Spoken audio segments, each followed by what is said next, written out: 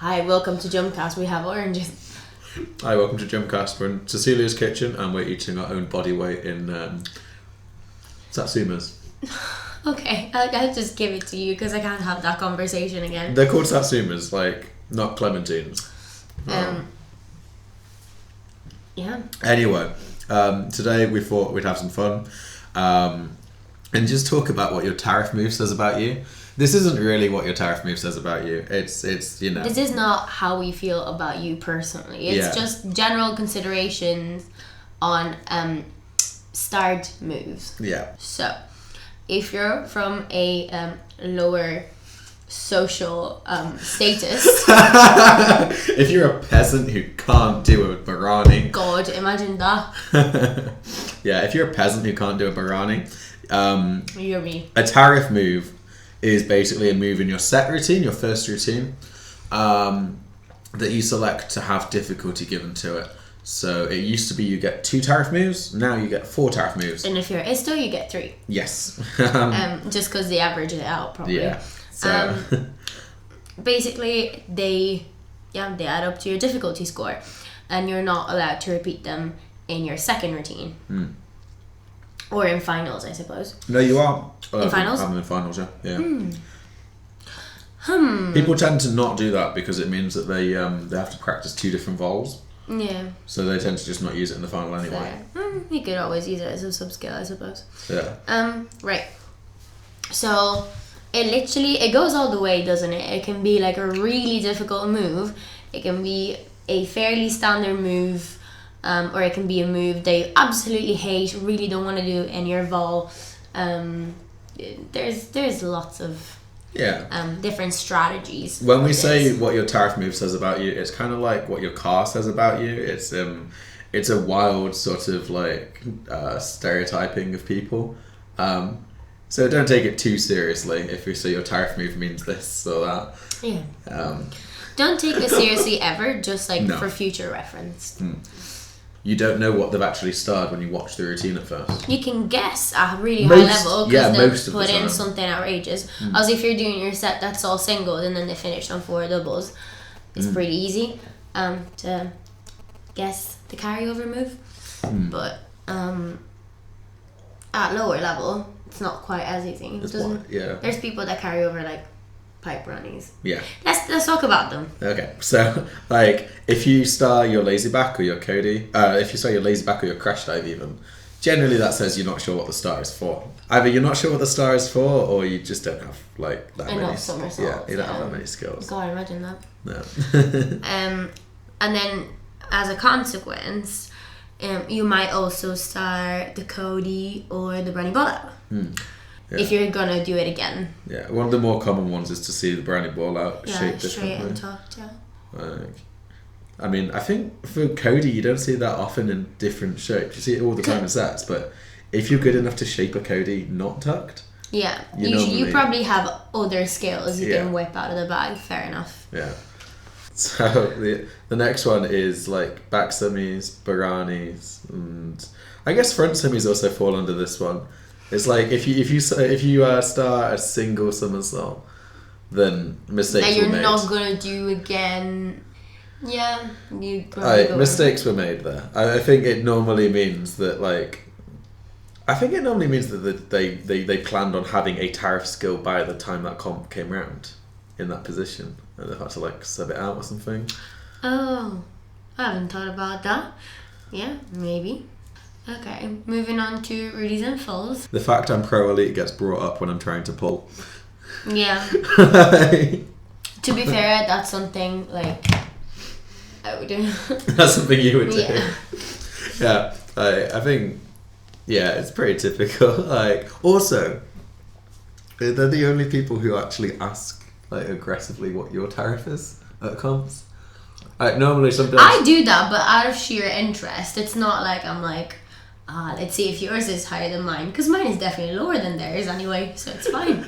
Bounce rolls. Yes, like bounce rolls, double bounce roll. Bounce roll first, like that just says you really wanted to compete in that category. Like, wow, I considered putting a bounce roll in my routine, and I think that speaks volumes about it. That was me at the weekend when I was like, I'm just glad I get to be a part of this. Honestly, I think this is the most accurate one. Yeah. Because it's like, yeah, you just really because it's wanted to something I compete. literally thought about. Like I nearly. Oh. The double bouncers normally say to me, like, I can't twist. I didn't spend enough time working on twists as a kid, and it's like... Moving on to half out ball and double Codys, I think what that says about you is Aman Smith. Oh, GDPR. You're allowed to name other people in these videos, right? Are you? Yes, that's not what GDPR is. Like, you're allowed to use their name.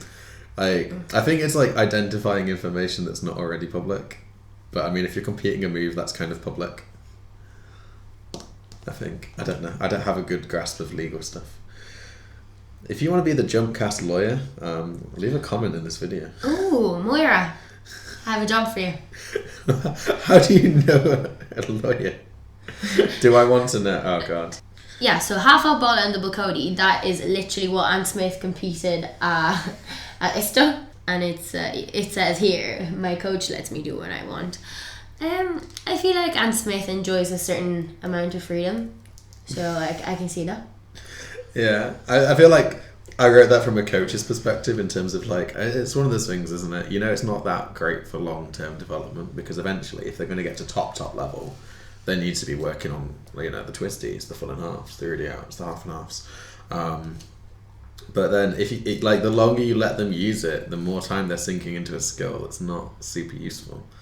Half out, ball out, double Cody, they're the sort of moves it's like, my coach is just, like, they wanted me to have a different tariff skill here, and I ignored them.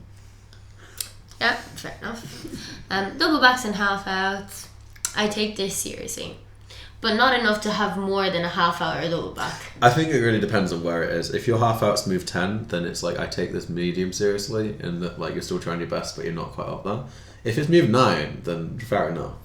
Like, you might as well have it as, you know, a tariff move. And if it's your half out is in a set because all your other some results in the vol are like Rudy out, Tariff, full and half, then that's some decent stuff. Halving Rudy outs, full and halves and full fulls. Well, training kit is my entire wardrobe. I always have chalk, tape is life. This is Dan. I always have chalk, tape is life. Dan has none of these moves. Yeah, but he has like the spirit that comes with it. It's like me. What was it? You were like, you sound like someone that like should be good, but like you're absolutely not, or something along those lines. And I was like, that is such an accurate description of me, honestly. I think it sounds like it should be. It's full try but it hard couldn't mode, be isn't further it? from the truth. There's this sort of like try hard scale that we came up with a few years ago. Oh no. That was basically... I'd hate to know where I am on it, but tell me anyway. Oh, I know exactly where you're on it. Oh no. So, like, it starts off as like really low because it's like, you know, people who've just taken up the sport, they're like thinking more about the competition than the actual competing.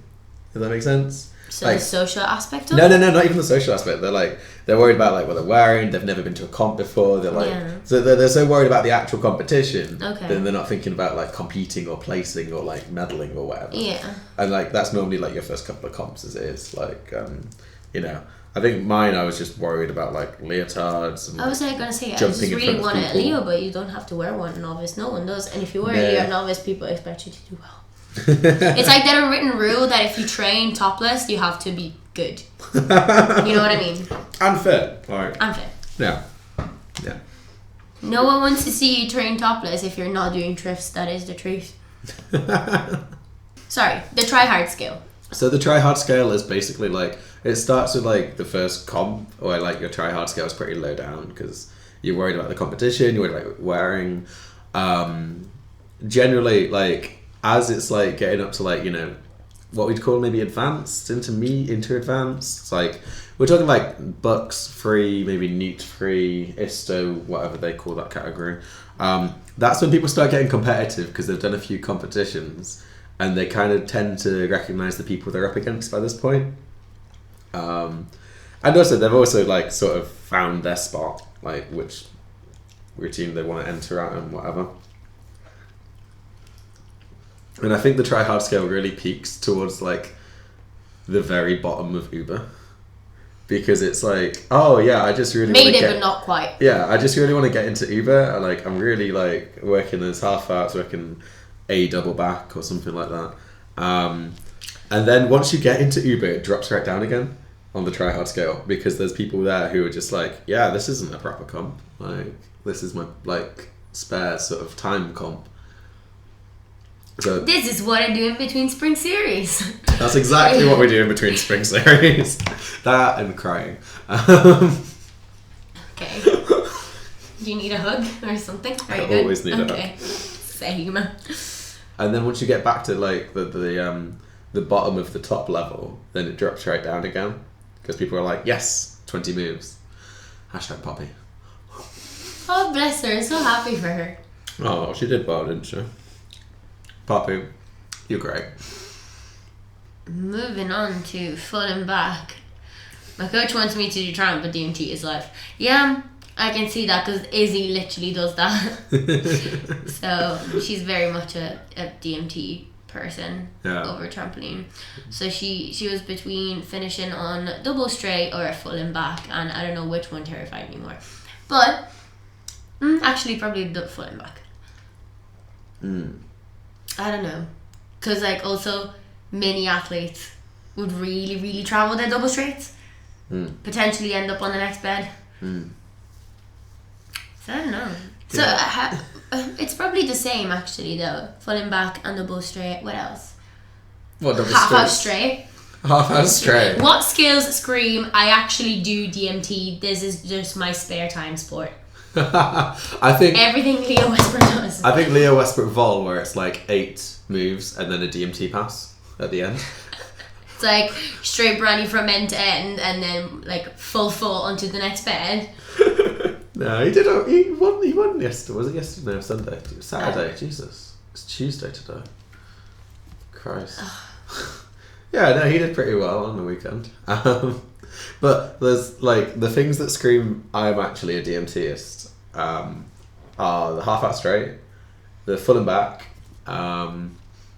If you want to do full from 2 bounces, that's a pretty DMT thing to do. Any routine where it's like 8 set moves and then a DMT pass, or even better yet, sometimes you do see DMTists do this and they try and do tramp. They do like a DMT pass, 6 middle moves, which is normally like back behind, and then their second pass, and then their second DMT pass at the end, which I just love. Like I just love how like you can see like their personality come through in the comp. What other moves have we got to talk about? I think we talked about most of them. Oh god, there's one up here that says like, yeah, half drift tuck. That's the Luke Strong wannabe.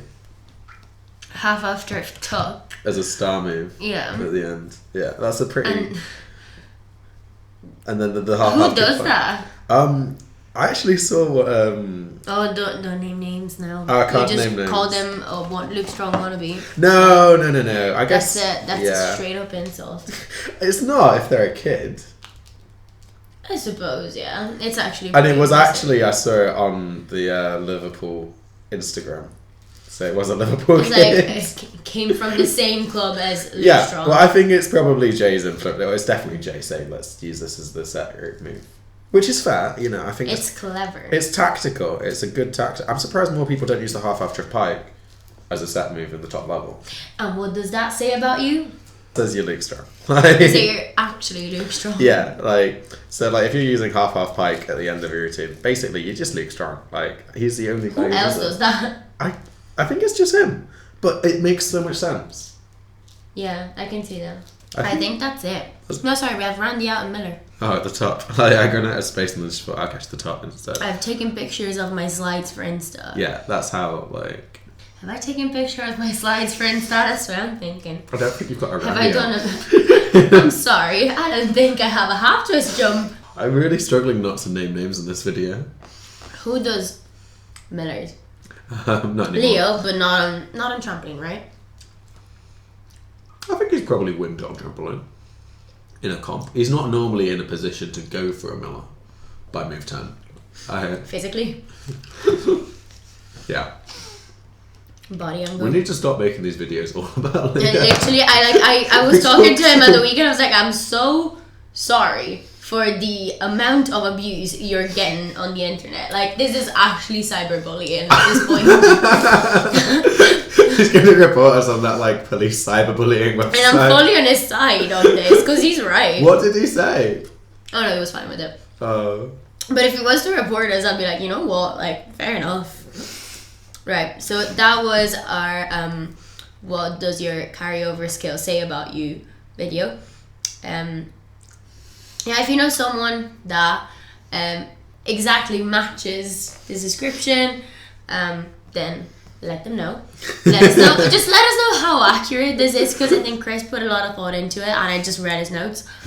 And passed it off as like my own ideas, which is like the one thing everyone has taken away from like uni, and I've managed to like forget all about it for the past half hour. Also, we have a challenge up on our Instagram, which we launched with our last YouTube video. So we had a weird prescribed routines video that came out, and we picked 3. Basically, what we'd like you to do is do one, film it, send it in, and we'll repost it, and then we'll make a video with all the people that have done it. By the time this comes out, I might try and actually put those videos into this video, because otherwise it's going to be footage of us eating our own body weight in clementines. I'm just going to cut in clips of like us like relaying with the clementines, just like, yeah. So if you do a Miller, yeah, basically do it and you might win something. We have some special prizes being made specifically for this occasion. Yeah.